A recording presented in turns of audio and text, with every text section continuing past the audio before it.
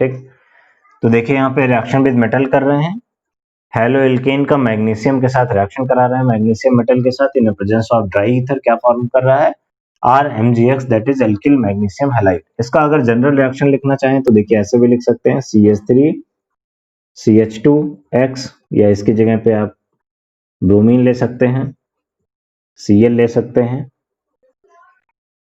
यहाँ पे देखिए इसमें बनेगा तो बन जाएगा CH3 CH2Mg Br in presence of dry ether होता है, आप जान रहे हैं इसको। ये क्या बन गया, एथिल मैग्नीशियम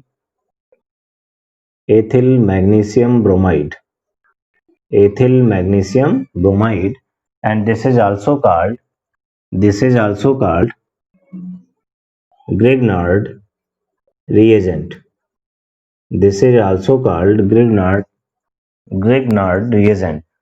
अब आपसे कई बार एग्जाम में पूछता है, कई बार एग्जाम में यहाँ से क्वेश्चंस बनता है, हमने आपको एक बार पहले भी बताया है लेकिन फिर से देख लें।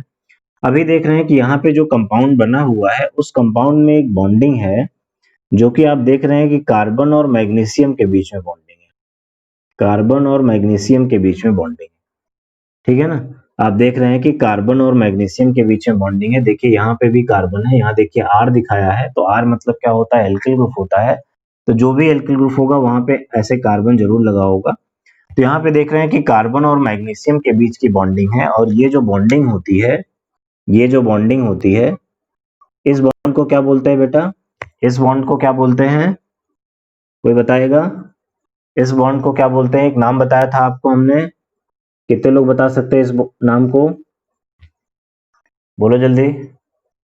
इस बॉन्ड का एक नाम बताया था, organometallic bond. Good, organometallic bond, good बेटा। देखो निखत और शिवांगी ने बता दिया। इस बॉन्ड को हम लोग बोलते थे organometallic bond, organometallic bond. Organometallic bond का मतलब कि कार्बन और मेटल के बीच की बॉन्डिंग, कार्बन और मेटल के बीच में जो बॉन्डिंग होती है। कार्बन क्या होता है, जिसमें आपने पढ़ा था ना, कार्बन कंटेनिंग कंपाउंड या हाइड्रोकार्बन के जो डेरिवेटिव्स होते हैं उन्हें क्या बोलते हैं, ऑर्गेनिक कंपाउंड बोलते हैं। तो वहां से देखिए नेम लिया है ऑर्गेनो, मेटल के साथ जुड़ा हुआ है तो मेटालिक बॉन्ड, तो नाम हो गया इसका ऑर्गेनोमेटालिक बॉन्ड। और जो भी कंपाउंड में ऑर्गेनोमेटालिक बॉन्ड होता है उसे हम एक नाम देते हैं, उसे बोलते हैं ऑर्गेनोमेटालिक कंपाउंड। तो ये जो कंपाउंड है इसे क्या बोलेंगे, ऑर्गेनोमेटालिक कंपाउंड, इसे बोलेंगे ऑर्गेनोमेटालिक कंपाउंड। ओके बेटा, ठीक है, क्या बोलेंगे इसे, ऑर्गेनोमेटालिक कंपाउंड। अब ये सबको याद हो जाना चाहिए कि जो ग्रिग्नार्ड रिएजेंट होता है ये एक ऑर्गेनोमेटालिक कंपाउंड होता है, ऑर्गेनोमेटालिक कंपाउंड होता है क्योंकि इसमें ऑर्गेनोमेटालिक बॉन्डिंग होती है, ठीक है। अब देखिए ये जो बॉन्डिंग होती है कार्बन और मेटल के बीच में, जो बॉन्डिंग होती है, कार्बन जानते हैं नॉन मेटल है, मैग्नीशियम मेटल है, कार्बन और मेटल के बीच में जो बॉन्डिंग होती है, अब जान रहे हैं कि दोनों की इलेक्ट्रोनेगेटिविटी में डिफरेंस होगा, ये पॉजिटिव नेचर का है, ये नेगेटिव नेचर का है। इसका मतलब कि ये जो बॉन्ड होगा वो कैसा होगा, पोलर हो जाएगा। CMg बॉन्ड जो होगा, यानी जो ऑर्गेनोमेटालिक बॉन्ड होगा वो कैसा होगा बेटा, पोलर नेचर का होगा, ठीक है ना। पोलर नेचर होगा, इतना समझ में आ रहा होगा कि ये पॉजिटिव चार्ज का है, मेटल है, ये नॉन मेटल है, तो ये कैसा होगा, पोलर नेचर का होगा। दो तरह के बॉन्ड बने हुए हैं, देखिए एक C और Mg के बीच में बना है और एक Mg और X के बीच में बना है। तो Mg और X के बीच में जो बना है, ये जानते हैं कि मोस्ट इलेक्ट्रोनेगेटिव एलिमेंट है, इनको हम क्या बोलते हैं, हैलोजेंस बोलते हैं। तो इस वाले बॉन्ड का जो नेचर होगा वो कैसा होगा, आयोनिक होगा। इस वाले का नेचर कैसा होगा, आयोनिक होगा। और इस वाले बॉन्ड का नेचर कैसा होगा, C और Mg के बीच का बॉन्ड का नेचर कैसा होगा बेटा, C और Mg के बीच के बॉन्ड का नेचर कैसा होगा, कोवेलेंट। कैसा होगा, कोवेलेंट। ये कोवेलेंट बॉन्ड होते हुए भी आयोनिक नेचर का होता है, यस कोवेलेंट होगा, गुड बेटा, कोवेलेंट नेचर का होगा, गुड। ये कोवेलेंट नेचर का होगा और Mg और X के बीच का बॉन्ड क्या होगा, आयोनिक नेचर का होगा। ये कोवेलेंट बॉन्ड होते हुए भी आपने पढ़ा था कि covalent polar and non polar two type के होते हैं, तो ये पोलर कोवेलेंट का एग्जांपल होगा, पोलर कोवेलेंट बॉन्ड बनाएगा, पोलर कोवेलेंट बॉन्ड बना रहा होगा और पोलर कोवेलेंट बॉन्ड बना देगा ये, ठीक है। पोलर कोवेलेंट बॉन्ड का फॉर्मेशन करेगा। और जब भी आप बॉन्ड को डिसोसिएट करोगे तो ऑर्गेनोमेटेलिक कंपाउंड जब रिएक्शन में जाएगा तो ऑर्गेनोमेटेलिक बॉन्ड को डिसोसिएट करोगे और डिसोसिएट करने के बाद इसके ऊपर पॉजिटिव और इसके ऊपर नेगेटिव चार्ज कैरी करा लोगे और फिर इसको रिएक्शन में ले जाओगे। अब यहाँ पे जब भी इसका रिएक्शन होता है तो ड्राई कंडीशन रिक्वायर्ड होती है। कई इससे बहुत सवाल बनता है, आपसे पूछेगा कि the preparation of Grignard reagent required the anhydrous condition, explain why. पूछेगा कि जो इसका प्रिपरेशन होता है ग्रिग्नार्ड रिएजेंट का, वो हमेशा एनहाइड्रस कंडीशन में होता है, ड्राई कंडीशन में होता है, ऐसा क्यों करते हैं? क्योंकि पता है कि जो ऑर्गेनोमेटालिक कंपाउंड होता है, ग्रिग्नार्ड रिएजेंट होता है, वो मोस्ट रिएक्टिव होता है। और जैसे ही इसको कोई प्रोटिक सॉल्वेंट मिलता है, प्रोटिक सॉल्वेंट मिलता है, लाइक वाटर मिलता है, अल्कोहल मिलता है, या कोई भी प्रोटिक सॉल्वेंट इसको मिल जाए, तो ये उस प्रोटिक सॉल्वेंट के H प्लस से रिएक्ट कर जाता है। कैसे दिखाएंगे? अगर यही रिएक्शन दिखाना हो, मतलब आपके यहाँ एनसीईआरटी में एक एक्सरसाइज में क्वेश्चन भी है कि Grignard reagents are prepare under anhydrous condition, explain why. तो ग्रिग्नार्ड रिएजेंट बनाएंगे, ये सिंपल फार्मूला RMGX ले रहे हैं। देखिए यहाँ पे RMGX ले रहे हैं, और अगर यहाँ पे कोई प्रोटिक सॉल्वेंट प्रेजेंट होता, मान लीजिए वाटर प्रेजेंट होता, एनहाइड्रस कंडीशन ना होती, हाइड्रेट प्रेजेंट हो जाता, किसी भी फॉर्म में मॉइस्चर प्रेजेंट हो जाता, मॉइस्चर प्रेजेंट हो जाता, तो क्या दिक्कत आती है उसके प्रेजेंट होने से? देखिए आपको बताया था कि H2O डिसोसिएट करेगा तो बनाएगा H plus and OH minus. और देखिए यहाँ पे ये वाला बॉन्ड जो है पोलर है, ये शिफ्ट करेगा तो इसके ऊपर पॉजिटिव चार्ज और इसके ऊपर क्या आ जाएगा? Negative charge. ठीक है, आपको बताया था कि कोई प्रोटिक सॉल्वेंट आया तो क्या होगा? H प्लस आ जाएगा, और ये H प्लस क्या होगा? इसके निगेटिव वाले पार्ट को अट्रैक्ट करेगा। तो देखिए यहाँ से इसका नेगेटिव और इसका पॉजिटिव जुड़ गया, और देखिए इसने क्या बना दिया, यहाँ से R आया और वाटर से क्या आया? प्रोटिक, जो प्रोटिक सॉल्वेंट था उससे क्या मिला? H मिला, और ये क्या बन गया? एल्केन का फॉर्मेशन हो गया। क्या बन गया बेटा? एल्केन का फॉर्मेशन हो गया, और दूसरा वाला पार्ट जो है MgOHX बना के बाहर। देखिए एल्केन का फॉर्मेशन हो गया, ठीक है ना? तो क्या हुआ कि ग्रिग्नार्ड रिएजेंट के प्रिपरेशन में अगर कहीं से वाटर प्रेजेंट हो गया, मॉइस्चर प्रेजेंट हो गया, कोई प्रोटिक सॉल्वेंट प्रेजेंट हो गया, तो प्रोटिक सॉल्वेंट प्रेजेंट होने के बाद दिक्कत क्या आ रही थी कि ये उसके प्रोटिक सॉल्वेंट के H प्लस से रिएक्ट कर रहा था और एल्केन का फॉर्मेशन कर दे रहा था, जो कि हमारा डिजायर्ड प्रोडक्ट नहीं था। हमारा डिजायर्ड प्रोडक्ट क्या था कि हम हेलो एल्केन का मैग्नीशियम के साथ रिएक्शन करें तो हमें एल्किल मैग्नीशियम हैलाइड मिलना चाहिए। लेकिन अगर यहीं पे ड्राई कंडीशन ना होती, कहीं से हाइड्रेट मिल जाता, कहीं से वाटर प्रेजेंट हो जाता, मॉइस्चर प्रेजेंट हो जाता, प्रोटिक सॉल्वेंट प्रेजेंट हो जाता, तो ये इसको फाइनली कन्वर्ट कर देता किसमें? एल्केन। तो यही वाला रिएक्शन हमें आना चाहिए, यही वाला उसके आंसर में बन जाएगा, जहां पे आपसे पूछेगा कि ग्रिग्नार्ड रिएजेंट को एनहाइड्रस कंडीशन में क्यों प्रिपेयर करते हैं, तो बताएंगे because Grignard reagent is very reactive towards the protic solvent or towards the moisture. It react with the H plus proton of the protic solvent or moisture and convert the Grignard reagent into a alkane.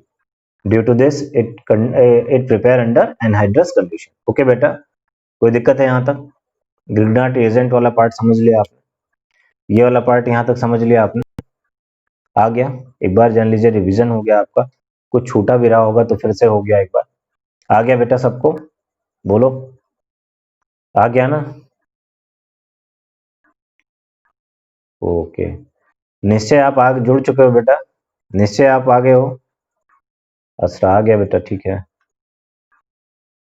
चलिए अब sodium के साथ reaction बचा हुआ था बेटा, sodium के साथ करते हैं और इस पे कुछ कन्वर्जन्स करते हैं, बड़े इंपॉर्टेंट कन्वर्जन सोडियम को लेके करता है। ऊर्ज रिएक्शन को कैसा इस्तेमाल करता है, बोर्ड एग्जाम में भी देखिएगा, कई बार ऐसा हो जाएगा कि आप आइडेंटिफाई नहीं कर पा रहे होगे कि ये ऊर्ज रिएक्शन ही है, ऐसा ऊर्ज रिएक्शन पूछ सकता है। ठीक है, ठीक है, निश्चय हम आपको सेंड कर देंगे बेटा, कोई दिक्कत नहीं है। अगर किसी को कोई दिक्कत होती है तो हमें बता दीजिएगा, हम टाइम नहीं भी एडजस्ट कर पाएंगे तो आपको लेक्चर प्रोवाइड जरूर करा देंगे। ठीक है, अब दूसरा पढ़ते हैं, reaction of halo alkanes, reaction of halo alkanes with sodium metal, sodium metal. अब सोडियम मेटल के साथ रिएक्शन पढ़ना है। आप जानते हो कि हेलो एल्केन्स को जब हम दिखाते हैं तो हेलो एल्केन्स को दिखाते हैं RX से। जनरल फार्मूला क्या होता है बेटा? RX। ठीक है, और इसका रिएक्शन करा रहा है सोडियम मेटल के साथ इन presence of dry ether. In the presence of dry ether. अब देखो हम लोगों ने 11th में पढ़ा था, 11th में हम लोगों ने पढ़ा था कि when alkyl halide is treated with the sodium metal in the presence of dry ether, then this reaction is called Wurtz reaction, and the reactant is converted into, and the haloalkanes, in this case haloalkane is converted into a compound containing double number of carbon,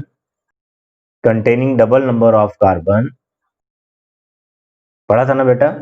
क्या पढ़ा था कि आपने वहां पे पढ़ा था कि यहाँ पे हमें similar molecule of alkyl halide होने चाहिए थे, मतलब जो भी एल्किल हैलाइड होगा उसके दो सिमिलर मॉलिक्यूल होने चाहिए थे। मतलब हम ऐसे दिखाते थे वहां पे RX plus 2Na plus XR।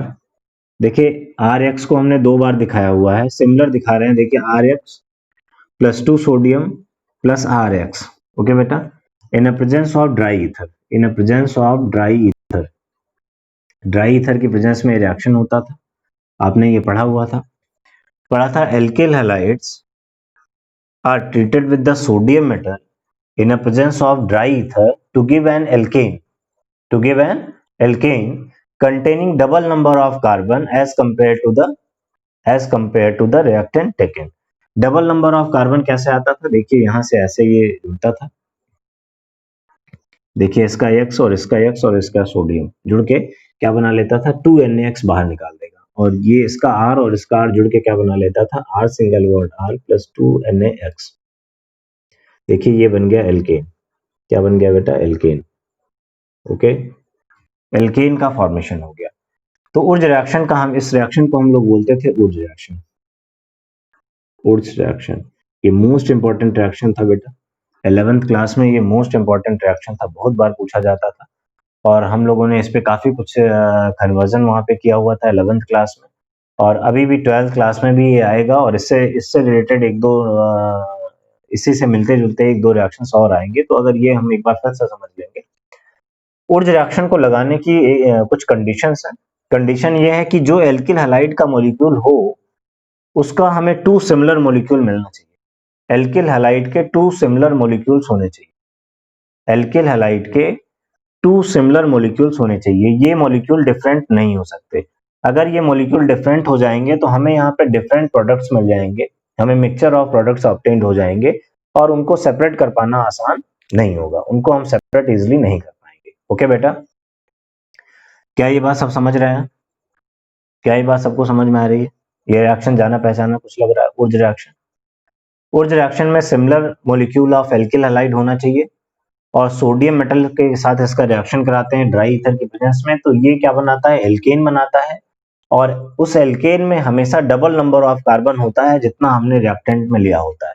देखिए यहाँ जो एल्किल हैलाइड लिया था उसमें 1R था, और यहाँ जो प्रोडक्ट बना उसमें 2R है, मतलब दो कार्बन का कंपाउंड यहाँ पे ऑब्टेन्ड हो गया, और यहाँ पे एक कार्बन का कंपाउंड था, एक कार्बन का एल्किल हैलाइड था जो कि दो कार्बन के एल्केन में कन्वर्ट हो गया।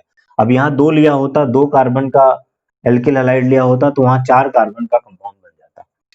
एक सिंपल एग्जांपल भी लेके देखते बेटा, वैसे ही हमें लग रहा है सभी को आ रहा होगा। CH3Cl plus 2Na plus ClCH3 alkyl halide, देखिए सिमिलर एल्किल हैलाइड लिया, और देखिए ऐसे इसको क्या निकल जाएगा? 2NaCl बाहर आ जाएगा, और CH3 जुड़ के क्या बना लेगा? CH3 single bond CH3 plus 2NaCl। आप देख रहे हो कि जब हमने इसका रिएक्शन कराया, ऊर्ज रिएक्शन में इसको ले गए, ऊर्ज रिएक्शन में ले गए इसको, तो देखिए यहाँ पे एक कार्बन का कंपाउंड हमारे पास था CH3, एक कार्बन का कंपाउंड था, और यहाँ देखिए 2 कार्बन का कंपाउंड एथेन बन गया। तो अब हम ये ध्यान रखेंगे कि जब भी एक कार्बन के एल्किल हैलाइड को दो कार्बन के एल्केन में कन्वर्ट करना होगा, या बोलें कि जितने कार्बन का एल्किल हैलाइड होगा उससे जस्ट डबल नंबर के कार्बन के एल्केन को बनाना होगा, तो ऊर्ज रिएक्शन का इस्तेमाल करेंगे। लेकिन एक बात ध्यान रखेंगे कि ऊर्ज रिएक्शन का इस्तेमाल करने के लिए अपने पास एल्किल हैलाइड होना चाहिए। कई बार बच्चा यहाँ पे गलती ये कर देता है कि एल्केन पे ही ऊर्ज रिएक्शन लगा देता है।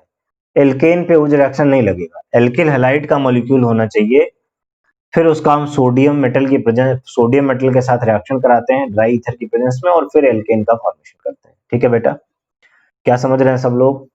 बोल बोल दो, समझ रहे हैं? अगर सिमिलर एल्किल हैलाइड लिया है तो ऐसे बन जाएगा जैसे दिखा रहे हैं। अगर डिफरेंट एल्किल हैलाइड लिया होता तो क्या प्रॉब्लम आती वो भी हम बता देंगे। क्या इतनी बात समझ रहे हैं सब लोग बेटा? Yes, okay. चलिए चलिए, एक बार 11th में पढ़ा था लेकिन फिर भी हमें था कि पता नहीं याद है कि नहीं याद है। तो अब एक बार इसमें डिफरेंट एल्किल हैलाइड लेके देखते हैं कि डिफरेंट एल्किल हैलाइड लेने पे क्या दिक्कत आ सकती है। ये एग्जाम में पूछा भी जा सकता है, डिफरेंट एल्किल हैलाइड लेने पे क्या दिक्कत आ सकती है। अब मान लीजिए हमारे पास दो डिफरेंट एल्किल हैलाइड होते हैं। मान लीजिए एक हमारे पास CH3Cl होता और उसका हम सोडियम के साथ रिएक्शन करा रहे होते, और दूसरा जो हैलाइड होता वो होता CH2CH3। एक हमारे पास CH3Cl था और दूसरा हमारे पास CH3CH2Cl था, ठीक है। अब दो डिफरेंट एल्किल हैलाइड का हमने सोडियम के साथ रिएक्शन करा दिया in presence of dry ether. तो उस रिएक्शन में हमने पढ़ा था कि alkyl halides are treated with the sodium metal in presence of dry ether. एक टाइप का सिमिलर टाइप का एल्किल हैलाइड होना चाहिए था, लेकिन डिफरेंट टाइप के एल्किल हैलाइड्स मिल गए, तो इसको हम A कंसीडर कर ले रहे हैं और इसको हम B कंसीडर कर ले रहे हैं, ठीक है। अब क्या होगा कि मान लीजिए हम कोई कंटेनर में रिएक्शन करा रहे थे, A लिया था और उसमें B मिला दिया और उसी में हमने क्या डाल दिया, सोडियम डाल दिया और ड्राई ईथर मिला दिया।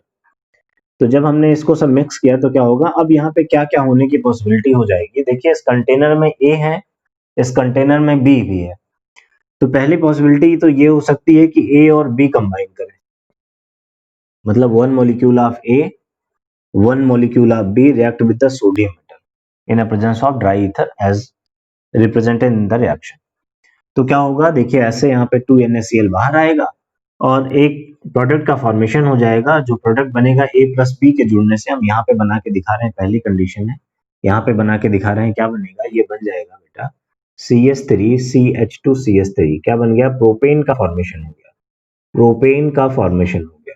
ओके बेटा, प्रोपेन का फॉर्मेशन हो गया। दूसरी कंडीशन दिखा रहे हैं कि अगर ये ना हुआ होता तो दूसरी कंडीशन में क्या हो सकता था कि A के 2 मॉलिक्यूल्स रिएक्ट कर गए होते, A के 2 मॉलिक्यूल्स रिएक्ट कर गए होते। A के 2 मॉलिक्यूल सोडियम के साथ ड्राई ईथर की प्रेजेंस में, सोडियम के साथ रिएक्ट कर गए होते ड्राई ईथर की प्रेजेंस में, ठीक है। तो अब देखिए यहाँ पे क्या होता, सोडियम के साथ रिएक्शन हुआ ड्राई ईथर की प्रेजेंस में, 2A के मॉलिक्यूल सोडियम से रिएक्ट कर रहे हैं। तो 2A के मॉलिक्यूल ले लीजिए, क्या बन जाएगा, CH3Cl plus sodium in presence of ClCH3। ये देखिए ऐसे निकलेगा और बना देगा CH3 सिंगल बॉन्ड CH3। ये देखिए एथेन का फॉर्मेशन हो गया। देख रहे हैं कि पहली पॉसिबिलिटी में प्रोपेन बना, दूसरी पॉसिबिलिटी में क्या बना, एथेन बना। तीसरी पॉसिबिलिटी ये है कि एक बी का मॉलिक्यूल दूसरे बी के मॉलिक्यूल के साथ सोडियम के साथ रिएक्ट कर जाए इन प्रेजेंस ऑफ ड्राई ईथर। अब क्या होगा बेटा, अब बन जाएगा CH3CH2Cl plus 2Na plus ClCH2CH3, ठीक है। अब देखिए इसका Cl इसके सोडियम के साथ निकल जाएगा, सबको समझ में आ रहा होगी बात। और यहाँ पे बन जाएगा, इधर बना देते हैं, और यहाँ पे बन जाएगा CH3CH2CH2CH3। देखिए क्या बन गया बेटा, ब्यूटेन बन गया। अब आप देख रहे हैं कि पहली पॉसिबिलिटी में यहाँ पे प्रोपेन बना, दूसरी पॉसिबिलिटी में एथेन बना, तीसरी पॉसिबिलिटी में ब्यूटेन बना। तो आप देख रहे हैं कि 3 डिफरेंट एल्केन का फॉर्मेशन हो जा रहा है। और आप जानते हैं कि एल्केन्स जो होते हैं नॉन पोलर होते हैं, इनका बॉइलिंग पॉइंट बहुत कम होता है, तो इनको सेपरेट कर पाना बड़ा मुश्किल हो जाता है। तो ये देख रहे हैं कि डिफरेंट एल्केन्स का फॉर्मेशन हो जा रहा है और कोई एक एल्केन हमें नहीं मिल पा रहा है, जैसा कि सिमिलर एल्किल हैलाइड लेने पे इजीली मिल जाता था, ठीक है बेटा। तो इसी प्रॉब्लम की वजह से हम डिफरेंट एल्किल हैलाइड उस रिएक्शन में नहीं लेते। आ रही बात समझ में? एग्जाम में यहाँ से सवाल बना सकता है, तो आपको इस तरीके से बना के दिखाना भी पड़ सकता है। अगर 2 नंबर में पूछ लिया तो, 1 नंबर में पूछेगा तो हम सिंपली एक लाइन उसको लिख देंगे केवल, बस बना के दिखाने की जरूरत नहीं पड़ेगी। पॉसिबिलिटीज पूछेगा तो हम ऐसे पॉसिबिलिटीज दिखा सकते हैं कि ये बी जोड़ सकता है, ए जोड़ सकता है, बी जोड़ सकता है और डिफरेंट प्रोडक्ट बन सकते हैं। आ रही बेटा बात समझ में ना? यहाँ तक आ गया सबको? ठीक है। डिफरेंट एल्किल हैलाइड क्यों नहीं लिए जाते उस रिएक्शन में, समझ गए? बोलो। ओके, चलिए ठीक है, ठीक। अब बात करते हैं कुछ कन्वर्जेंस की। यहाँ पे देखेंगे अभी वो रिएक्शन से लेके कैसा कन्वर्जेंस पूछता है हमसे। आपके एक्सरसाइज में दिए हुए हैं इससे रिलेटेड क्वेश्चंस, तो हम एक्सरसाइज के 1-2 क्वेश्चंस करेंगे। यहाँ पे एक्सरसाइज से कुछ क्वेश्चंस करते हैं इसके लिए।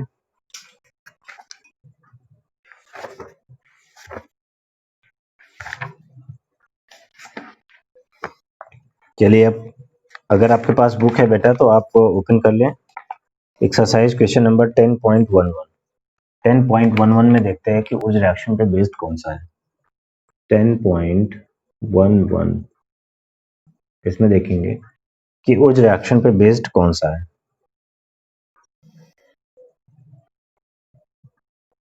इसमें देखिए क्वेश्चन नंबर 9 जो दिया हुआ है, 9 जो दिया हुआ है, बोला है 1 chlorobutane 1 chlorobutane to n octane क्या बनाना है बेटा? 1 क्लोरोब्यूटेन को एन ऑक्टेन में कन्वर्ट करना है। 1 क्लोरोब्यूटेन को एन ऑक्टेन में कन्वर्ट करना है। कितने लोग कर पाएंगे? आ रही बात समझ में बेटा? हो जाएगा? कितने लोग कर सकते हो बेटा?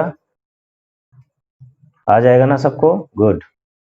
बहुत सारे बच्चे कह रहे कर लेंगे, फिर भी हम एक बार बना के दिखाएंगे। मान लीजिए नए बच्चे हैं जो नहीं आ रहे हैं जिनको, पहले 1 क्लोरोब्यूटेन बना लेंगे बेटा। ब्यूटेन बनाएंगे तो 4 कार्बन बनेगा, CH3 CH2 CH2 CH2 Cl।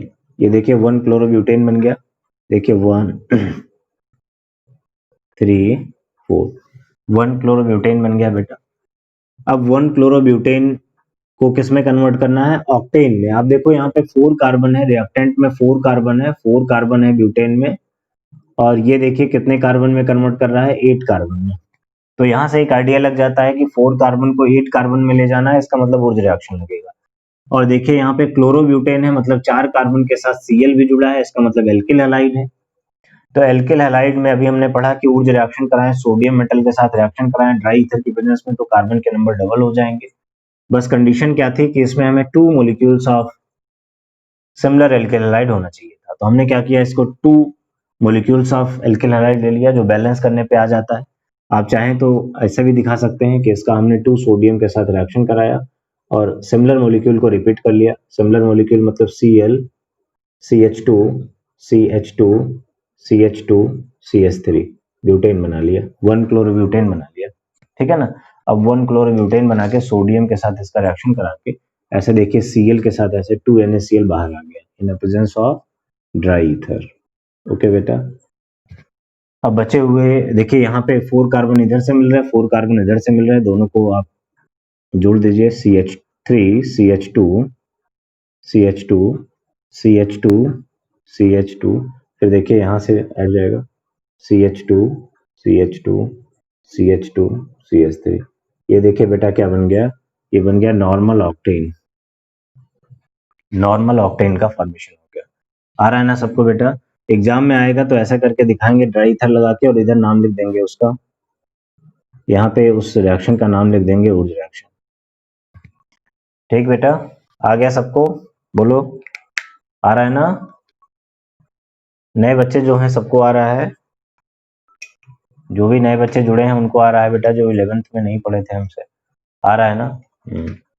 एक डर रहता है हमको कि पता नहीं ठीक से पढ़े थे कि नहीं पढ़े थे। आ रहा है ना? ठीक है, चलो चलो एक और क्वेश्चन करते हैं। ये तो आ गया, बेहद आसानी से आ गया, लेकिन देखिए इसी का एक और क्वेश्चन करते हैं जहां पे आपको थोड़ी सी दिक्कत आपके लिए बना सकता है।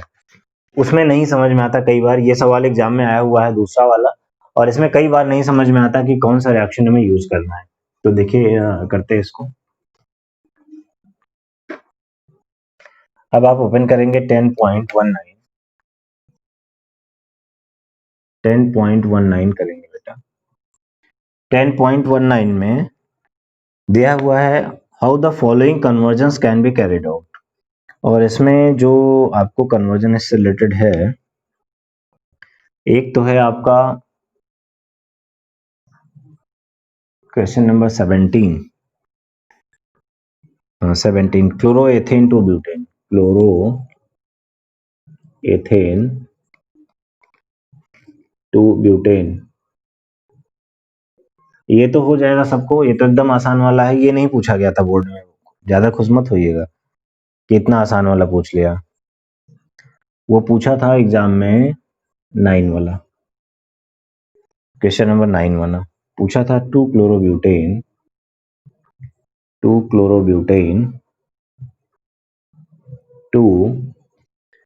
2-क्लोरोब्यूटेन टू 3,4-डाइमेथिलहेक्सेन 3,4-डाइमेथिलहेक्सेन 3,4-डाइमेथिलहेक्सेन ये पूछा हुआ था बेटा, ये मोस्ट इंपॉर्टेंट। ये जब पहली बार एग्जाम में, बोर्ड एग्जाम में जब दिया ना, तो एक बार देखने पे एकदम नहीं लगता कि ऊर्जा रिएक्शन लगेगा। देखो यहाँ पे दिया है कि 2-क्लोरोब्यूटेन, ठीक है, फिर यहाँ पे बना रहा है हेक्सेन, हेक्स बना रहा है। तो हेक्स मतलब हम जब बच्चा सिंपली इसको देखता है तो हेक्स मतलब 6 कार्बन और ब्यूट मतलब 4 कार्बन। अब 4 कार्बन 6 कार्बन में जा रहा है तो चकरा जाता है कि 4 कार्बन 6 कार्बन में कैसे करेंगे, ऊर्जा रिएक्शन तो लगेगा नहीं। लेकिन आप टोटल जब काउंट करोगे तो देखो बोल रहा है कि 3 और 4 पे क्या लगा है, मेथिल लगा हुआ है, लिखा है 3,4-डाइमेथिल। बन जाएगा सर? हाँ बन तो जाएगा, ये बता रहे हैं तो। अब तो बता दिए कि ऊर्जा रिएक्शन लगेगा, तब तो बन जाएगा ही। 3,4-डाइमेथिल, 3 और 4 पे 2 बार CH3 लगा है, मतलब टोटल कार्बन आप काउंट करोगे तो 6 और 2 जो है ब्रांचिंग में, तो टोटल कितना आ जाएगा कार्बन, 8 कार्बन मिल जाएगा। ये तो पेरेंट कार्बन है, ये पेरेंट कार्बन है और ये ब्रांच के कार्बन है, ब्रांचिंग कार्बन है। टोटल आप काउंट करोगे तो 8 कार्बन मिल जाएगा। अब आप जब 2-क्लोरोब्यूटेन बनाओगे तो 2-क्लोरोब्यूटेन बनाने के लिए क्या करोगे, CH3 CH2 CH2 CH3 butane बन गया, 2 पे क्लोरो लगा लो, ये देखिए 2-क्लोरोब्यूटेन हो गया, ठीक है। अब ये 2-क्लोरोब्यूटेन हो गया। अब एग्जाम में जब पूछता है तो ऐसे बच्चा 2-क्लोरोब्यूटेन बना लेता है, इसके बाद उसको जब सोडियम जोड़ना होता है तो बड़ी मुश्किल होती है। तो इसको ऐसे नहीं करेंगे, जब एग्जाम में आएगा तो इसको ऐसे रिप्रेजेंट करेंगे, जो Cl वाला होगा उसको क्या करेंगे, कॉर्नर साइड में दिखा देंगे, ठीक है। कैसे दिखाएंगे, देखो इसी को हम ऐसे दिखा सकते हैं, CH3 CH2 CH Cl, इसको हमने इधर कर लिया और इसी के साथ लगा था CH3, ऐसे कर लिया। कर सकते हैं ना। अब भी नंबर करेंगे तो देखो 1 2 3 4, अभी भी इसका नाम 2-क्लोरोब्यूटेन ही है बेटा, आ रहा है ना, ऐसे कर सकते हो ना बेटा। ऐसे कर लेंगे तो जो बोर्ड एग्जाम में जो फंसाना चाह रहा था आपको फंसा नहीं पाएगा। यही चीज जिसको पता होता है उसको रोक नहीं पाता, और ऐसे वाले में जो करते हैं वो फंस जाते हैं। तो कभी भी हम ऐसे वाले में नहीं बनाएंगे। जब भी हमें इस तरह के रिएक्शंस लगाने होंगे तो एटम के साथ जिस एटम को निकलना है सोडियम के साथ, उसको पहले हम क्या करेंगे, एक साइड में दिखा लेंगे, फिर हमको आसान हो जाएगा। अब इसका हम सोडियम के साथ रिएक्शन करा देंगे और इसी का एक मॉलिक्यूल फिर रिपीट कर देंगे, क्योंकि पढ़ा है कि सिमिलर मॉलिक्यूल होना चाहिए।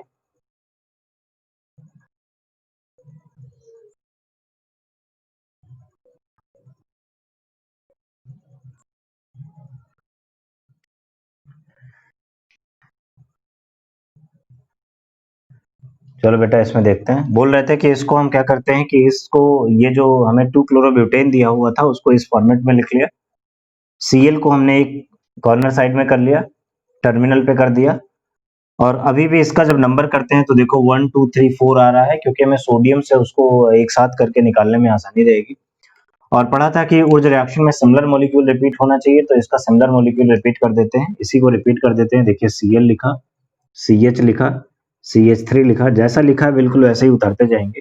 फिर देखिए आगे CH2 लिखा, CH3 लिखा, और बस कुछ नहीं करना। देखिए ऐसे 2NaCl बाहर निकाल लिया, 2NaCl को यहाँ से बाहर निकाल दिया।